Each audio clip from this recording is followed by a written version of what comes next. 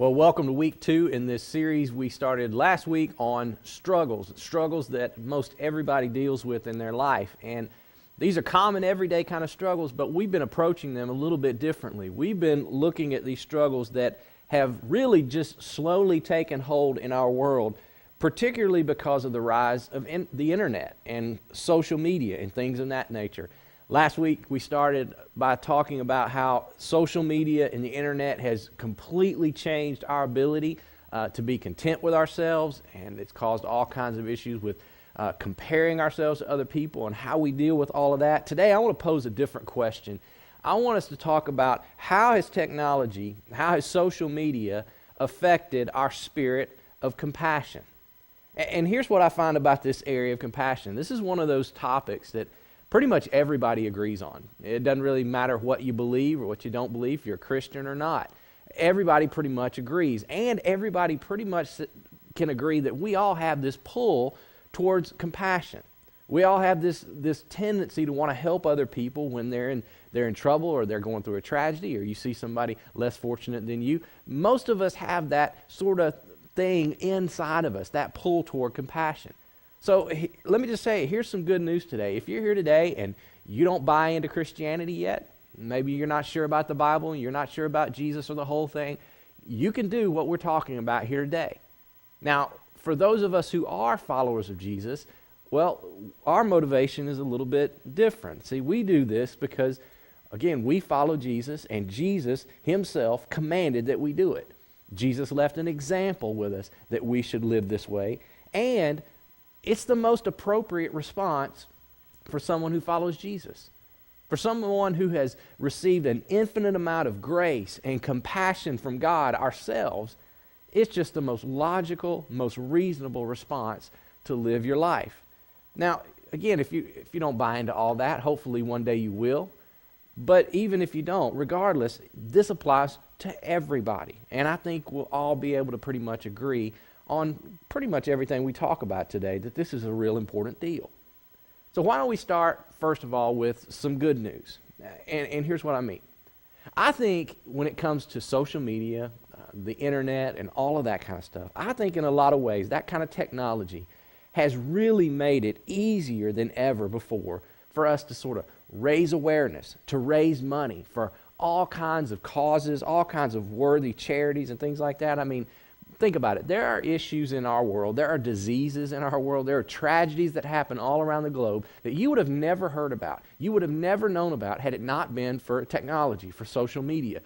We have the ability now to raise money faster and more efficiently than we ever have before. I mean, you just take your phone and just with a few taps on your phone, you can support a cause that's happening on the other side of the world instantly. It's an amazing thing. The internet can take something that we didn't even hear about yesterday, you didn't even know about yesterday, and we could be talking about it today. Overnight, pretty much literally overnight, things can go viral, and we can hear about stuff on the other side of the world that we would have never heard about before, and overnight things can get popular. But at the same time, overnight, things can become forgotten. In fact, I think that's one of the downsides of it. In fact, you've seen this happen in our lifetime several times. In fact, I'll give you just a few examples. Some of you may remember this. In 2012, there was an online campaign that was started by a simple YouTube video, and the campaign was called Kony 2012. Some of you remember seeing this probably. It all centered around this leader of a militant group over in Uganda. His name was Joseph Kony. He was a bad dude. He and his soldiers started this militia. They kidnapped about 66,000 children, forced them to become his soldiers, some his sex slaves. 2 million people were driven from their homes because of this guy. And so these activists got together and said, we want to put a stop to it. So they made this video, and here was their goal. They said, we're going to open up the eyes of the world to this horrible guy, Joseph Kony, and we're going to make him famous for all the wrong reasons. And they all but guaranteed that through this campaign, by the end of 2012, he was going to be out of power. They were going to get rid of this guy, Kony.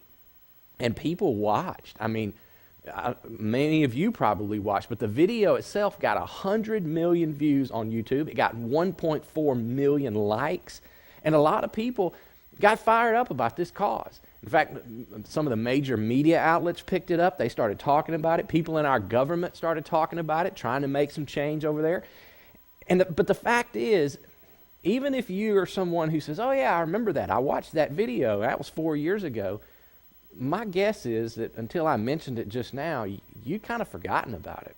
It just sort of passed away from your memory. This horrible guy, you just sort of forgot about him. And in fact, I did a little research. The last bit of information that I could find online about him is that at that point he went into hiding and they didn't know where he was. In fact, we still don't know exactly where he is, and they're still trying to negotiate a surrender. Some people actually believe he has died in hiding, but we just don't know for sure. So it's still kind of up in the air. I'll give you another example.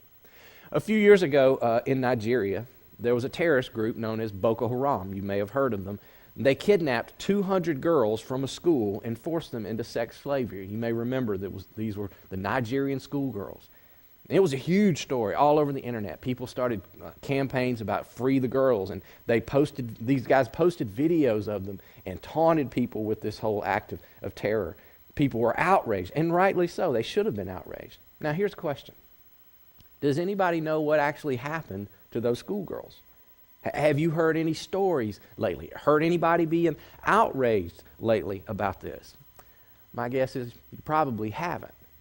Most of us have already forgotten about that story. In fact, the last article that I could find on it says that we actually do know where these girls are being held. The problem is we can't get to them. We can't find a safe way to actually rescue them, and there's nobody that can go in and do that. I'll give you another example, and everybody is going to remember this one, okay? Everybody will remember the Ice Bucket Challenge. You guys remember that? Yeah. I mean, for weeks, it seemed like on your Facebook page, every other video was a video of somebody with a bucket of ice pouring water over their head and challenging their friends to do it. It was just this phenomenon. It went on for months, and people really got into this. Now, just for fun, why don't you turn to somebody next to you or somewhere around you, and if you know, tell them, what was the Ice Bucket Challenge really for? Why did the whole thing even start? I bet some of you don't know, but if you do, tell somebody near you what that whole deal was about. If you don't know what it was actually a way to raise awareness and raise money for the ALS Foundation. That's what we commonly call Lou Gehrig's disease. Now, did that raise awareness? Definitely, it did. It got a lot of people talking. Did it raise some money? Absolutely, it did. In fact, for a very short time, lots of money came in. That year was the biggest year that foundation had ever had. Did it make a lasting impact?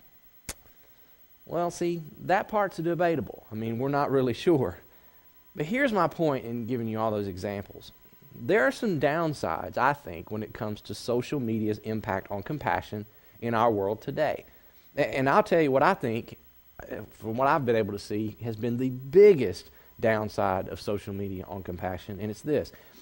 The University of Michigan did a study. They took 14,000 college students, and it was actually a long study. Between the years of 1979 and 2009, they did this study, and what they wanted to find out was how much care, how much empathy, how much compassion does each generation show for other people. And here's what they found throughout the generations. They discovered that today, in this generation that's currently coming up, we care 40% less about other people than we actually did in the 1980s in that generation. For example, they presented people with statements, and they said, rank yourself from 1 to 5 based on how true this statement is of you. And one of the statements was this. It said, I sometimes try to understand my friends better by looking at things from their perspective, which is a great attitude to have. But what they found was, in a generation, there's been a drastic drop in how students scored themselves on that one. Another statement, I've often have tender, concerned feelings about people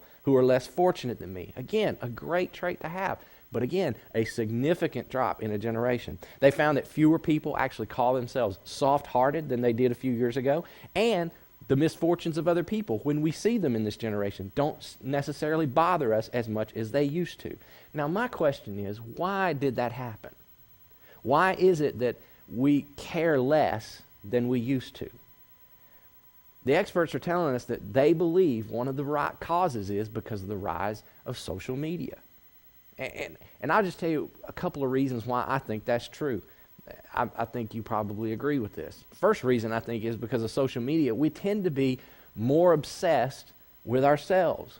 That's sort of a consequence of social media. And I'll just tell you, there is no need for you to look any further for evidence that we're more self-obsessed with ourselves than the word selfie. In fact, for those of you who are junior, senior hires here today, you may not believe me when I tell you this, but up until just a few years ago, selfie wasn't even a word. I mean, I know we've got it in the title of our series today, but selfie's a new thing. I mean, back a generation, and not even that long, just a few years ago, selfie wasn't even a word. We didn't talk about selfies. We didn't do selfies. In fact, this will be fun. For those of you who are like me, and when I say like me, you're 40 and above, okay? You're 40 and older. Just think back for just a second, and let's imagine you're back in the 90s, all right? And let's say in the 90s, you're walking through a store one day, or you're just out on the street somewhere, and all of a sudden, somebody pulls out a camera out of their pocket, points it at themselves, does a duck face, and takes a picture of themselves. If you had seen that in the 90s, how would you have reacted? See, or better yet, what if they took that camera out of their pocket, put it on a stick, and took a picture of themselves? How would you have reacted? See, here's my point. We forget something. Pointing a camera at yourself, it's not normal. Or at least it used to not be normal. In fact, just a few years ago, if we had seen someone do that, we would have thought they were vain. They were self-absorbed. They were a little narcissistic. But we don't see it that way anymore. Now, I'm not saying it's wrong for you to take a selfie. I've taken a few myself. It's no big deal. I'm just saying it's a trend. In fact, here's another thing that you need to know. Studies show us that 80% of everything that you do on social media is pointed directly back at you. 80% of everything that you engage in on social media is about you. In other words, whenever you go to social media, you're going there to see, what am I interested in? What are people saying about me? Did they like my picture? Did they comment on me? 80% of everything you do is focused on you. Now, let me tell you why that's so appealing. You may not have realized this, but this is true. Did you realize that every time you go online or go onto a social media site or an app, and you see something that relates to you or something about you online, your brain actually releases dopamine. Now, if you don't know what that is, dopamine is that chemical in your brain that gives you a sense of well-being. It gives you a feeling of a little bit of a high. It makes you feel good. Just for a short time, it makes you feel better about you. It's kind of like a drug, in fact. I mean, the more you get of it, the more you want it. And so when you find things that cause you to have that feeling, you have a tendency to want to go back to those things again and again and again and again. So quite literally, through the way that we use social media, because again, 80% of it is about me. By the way we use social media, our brains are training us to be more self-focused. And when we're more self-focused, we care less and less about other people. It's almost like our bodies, it's almost like our brains are just transforming us by this social media trend to care more about ourselves, to be more self-centered. I'll give you another reason why I think we just care less these days, and it's because an overwhelming exposure to suffering has desensitized us. In other words, the more you see pain, the harder it is to care about that pain. And the internet is exposing us to more and more and more instant, accessible stories and images of pain and suffering. Take this for example. For those of you who are 40 and older, let's say, you remember when, I'd say probably around the 80s, when we started seeing those commercials on television about the kids in Ethiopia. In fact, it was the first time most of us had ever seen extreme hunger the way we saw it. Remember the commercials and the campaigns that started over starving children in Ethiopia? And remember the first time you saw those images of little kids with the bloated bellies, the flies flying around their face and in their eyes. I can remember as a kid, the first time I ever saw something like that, it shook me. It disturbed me. In fact, most of us, we didn't want to see that. We were tempted to just change the channel, turn our heads away. We just didn't want to see it. It was just hard to look at, wasn't it? These horrible, gruesome images were just too much for us, and it disturbed us. But now, horrible, gruesome images, they pop up on your screen, your tablet, your computer, your phone, all the time. And most of the time, we just ignore it. We scroll right past it. Mostly because we've seen it before. We're just desensitized to it. It doesn't shake us like it used to anymore. In fact, I thought this was fascinating. There are experts that are studying this now, and they're telling us that because of the way that we're viewing images on our social media pages, things like Facebook and Instagram, and they come into us in timelines, all grouped together, our brains are having a harder and harder time differentiating which image is more important than the next. This is a fact. Research shows this. Whenever you view images and they get grouped together like a timeline, which is the way most of us view our images these days, your brain starts to lump all of those together into one group, and it actually becomes more difficult for you and I to assign value or importance to the individual images. So in other words, as you're scrolling, you see things like this. You see a recipe for cookies, and then you see a pro athlete beating his wife, and then you see a stupid cat video, and then you see a terrorist attack. And your brain is lumping all of that together. They're becoming equal on the page, and therefore, they become equal in our minds. And as a result, we're desensitized, and we care less. I'll give you a third reason why we don't care as much. It's a lack of personal interaction, and that's what causes us to care less. In fact, here's a scenario. Let's say tomorrow you went to Facebook, somewhere like that online, and you posted something like this: I just lost my job. And you told all your friends, I just lost my job. What will happen most likely after you do that? Well, some of your friends will pop up and they'll put some comments. They'll say, I'm so sorry to hear that. Some of your friends may say, I'll pray for you. Some of your friends may say, if there's anything I can do for you, let me know. But most likely, those same friends who make those comments, within a few minutes, they will be on to the next thing, and probably within a little bit of time after that, they will have forgotten all about that comment or what you put on Facebook. Now, what if we changed the scenario just a little bit? Let's say instead of putting that on Facebook, you took a friend out to lunch that same day, and over lunch, looking across the table, you told them about losing your job.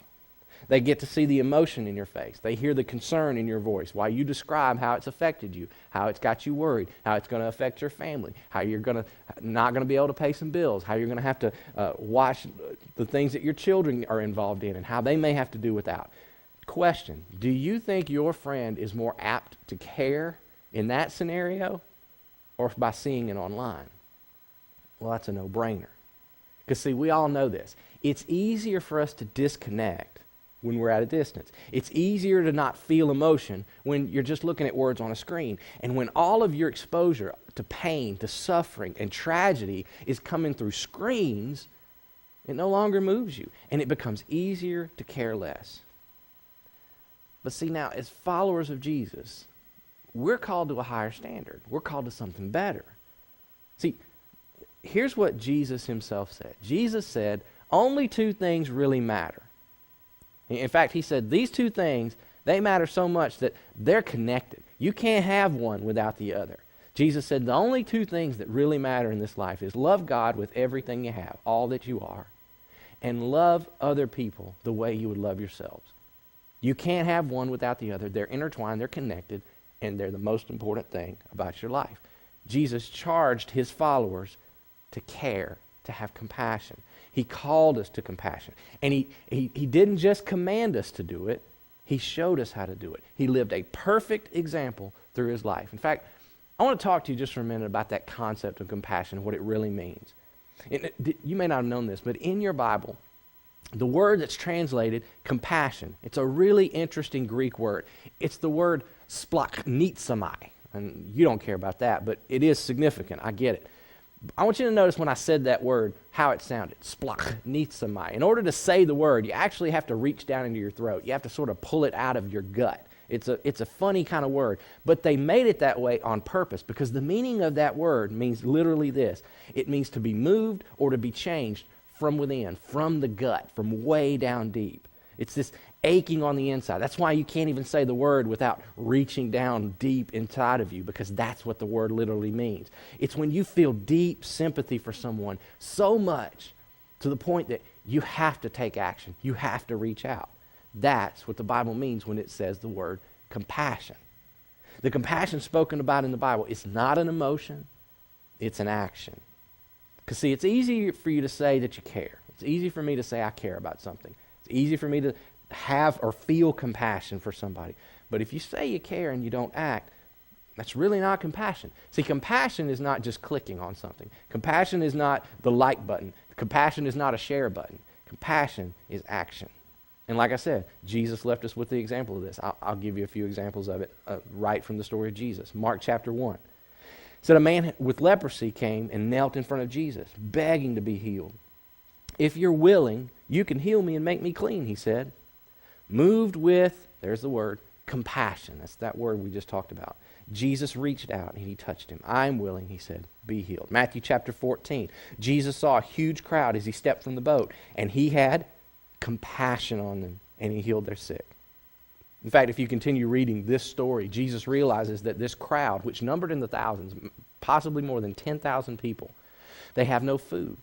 So Jesus miraculously multiplies a basket full of fish and bread, and he feeds the entire crowd. Another time in Matthew chapter 20, Jesus is approached by these two blind men, and he asks them, he says, what do you want me to do for you? Lord, they said, we want to see.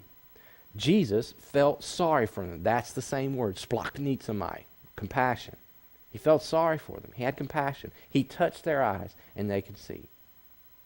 See, whenever he saw people in distress, whenever he saw people in need, Jesus was moved from his gut, way down deep, to the point of taking action. This is the example Jesus left with his followers.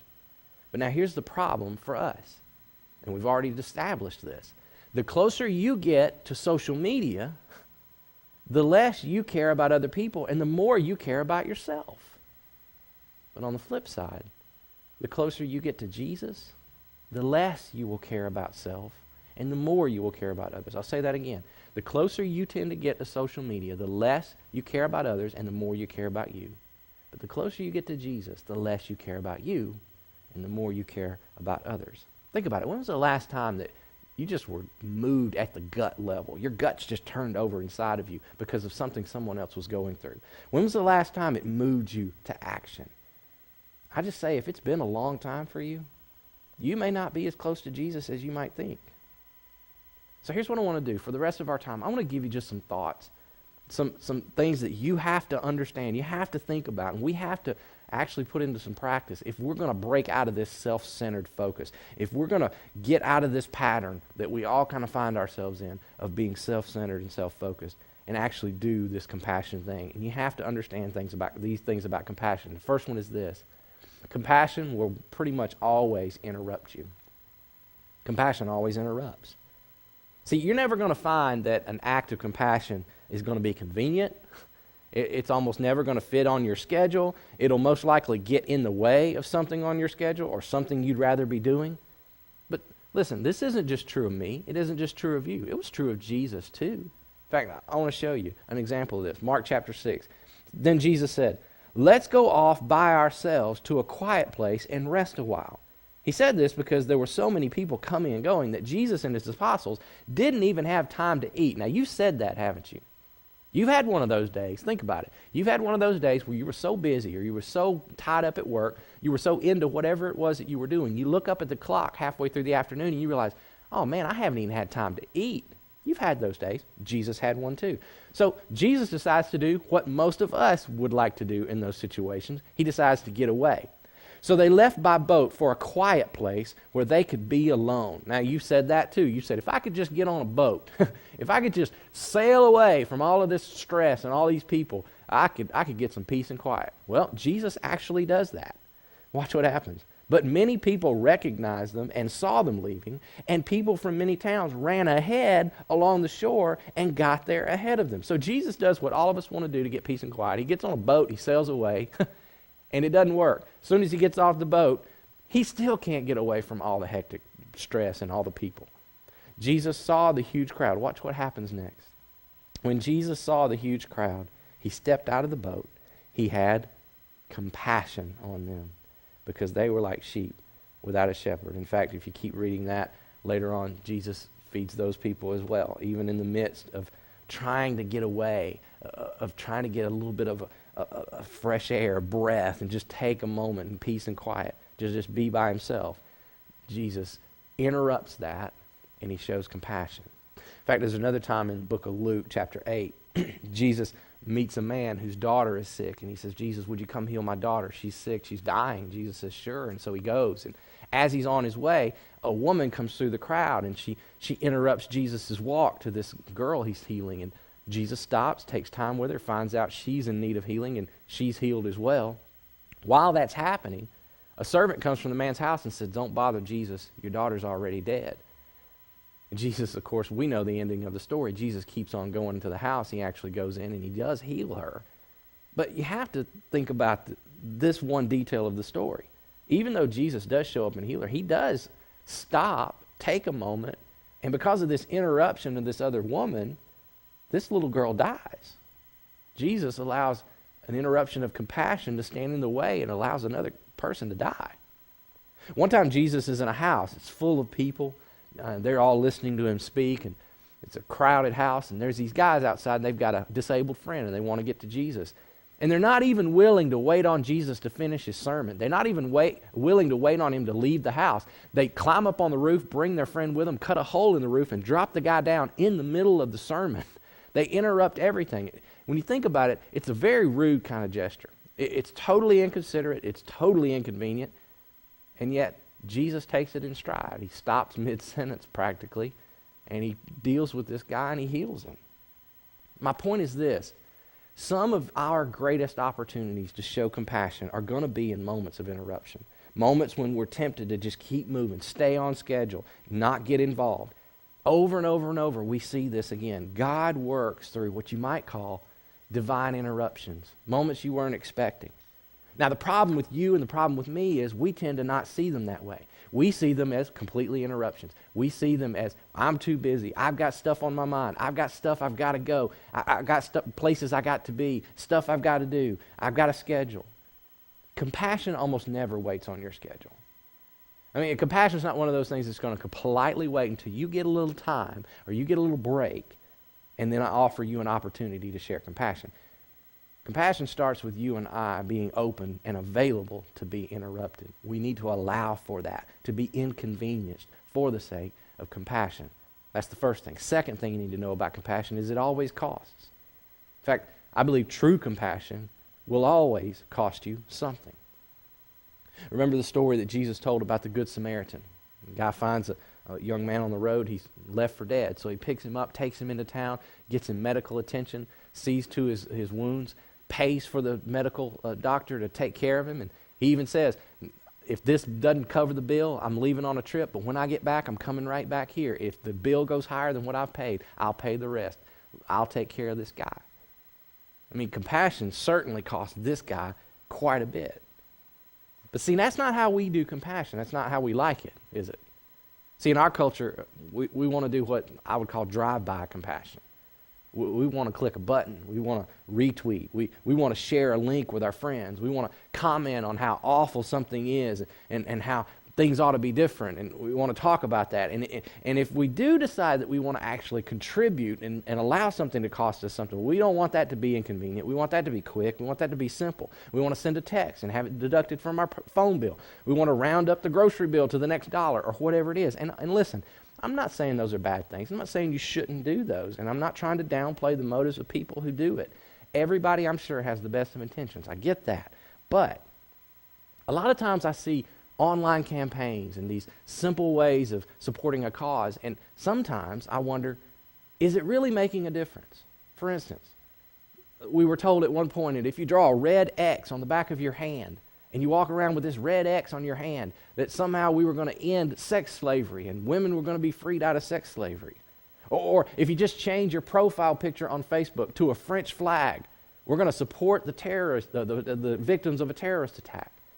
And again, I'm not saying that's wrong for you to do. I'm not saying that there aren't good feelings attached to that. But let's be honest with ourselves. When we do things that cost us nothing, what good ultimately are we doing? Does it make a difference? See, clicking is clean. Compassion, that's messy. Compassion always costs us something. In fact, I think that's how you can distinguish between true compassion and just feeling emotional. Compassion will almost always interrupt you. It'll almost always be inconvenient. And it'll always cost something. If it doesn't, it's probably not true compassion. But now let me tell you some good news about compassion. Compassion changes lives. It changes the people you serve, but I tell you, it changes you when you serve. In fact, I would argue if you walk away from an encounter with another person, someone in crisis, someone in need, and nobody had any kind of change, well, compassion probably didn't happen. Now, does that mean that every single time that I get involved with a situation that everything gets fixed and everybody goes home happy and everybody gets pulled out of their bad situation? No. But something changes when compassion, the kind that was modeled by Jesus, gets unleashed in the world.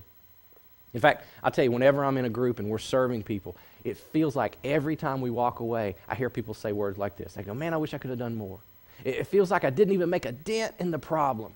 I wish we had more money. I wish we had more time. I wish we had more resources. And I'll tell you, mostly that's true because we can't fix every problem. We can't pull everybody out of every situation.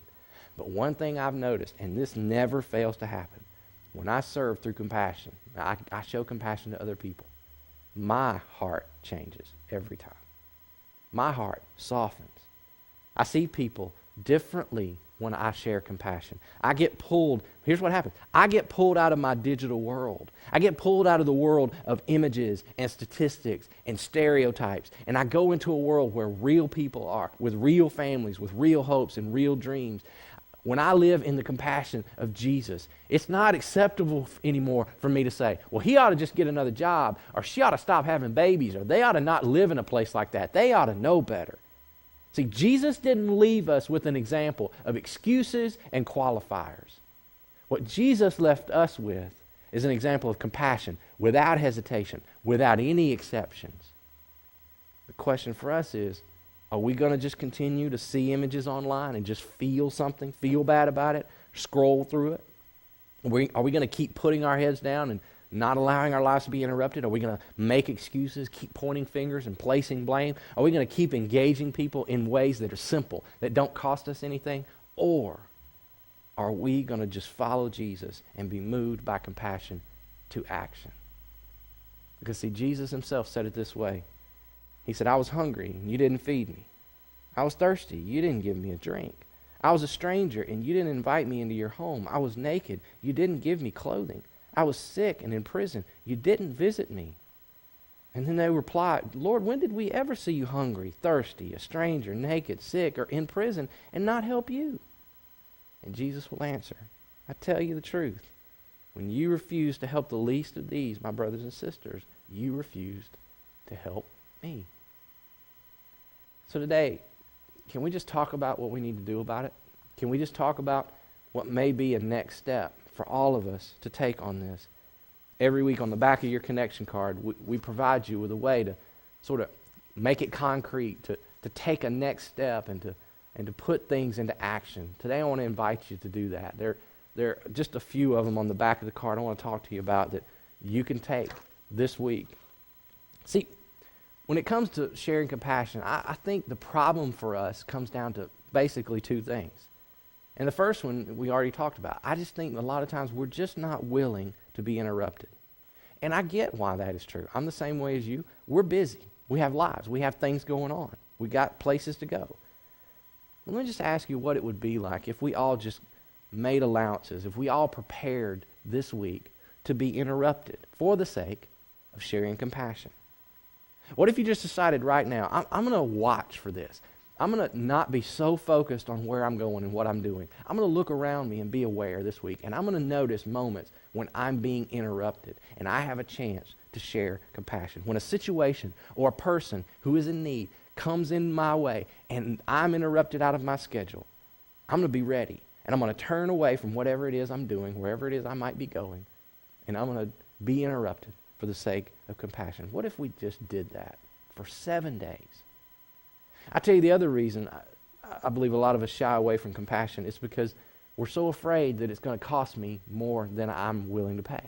It's going to cost me more in time. It's going to cost me more in resources. It's going to get a little more messy than I want it to, or it's going to be too complicated. What if just for 7 days you decided not to worry about that anymore? Just let those thoughts go. What if you just took a risk and you entered into this mess and you just said, God, I'm going to go into this and I don't know how it's going to turn out. I'm going to let you handle the rest.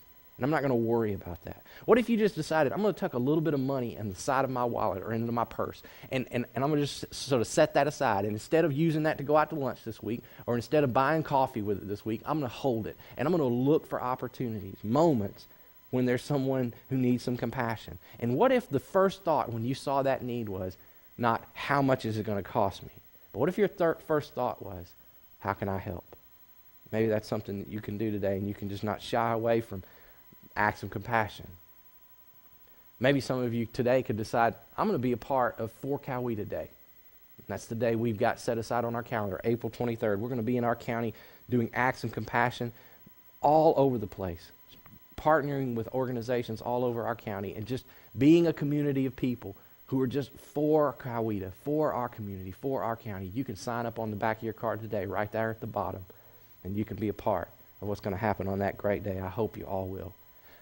Maybe your next step is just, I don't know if I'm ready to do that, but I'll just come back and I'll check more out of what's going on at CCC. Man, that'd be a great step, especially if you're here for the first time. We're so glad that you're here.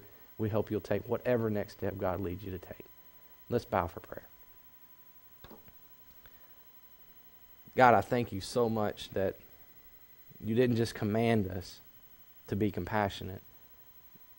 You came here and you showed us how it's done.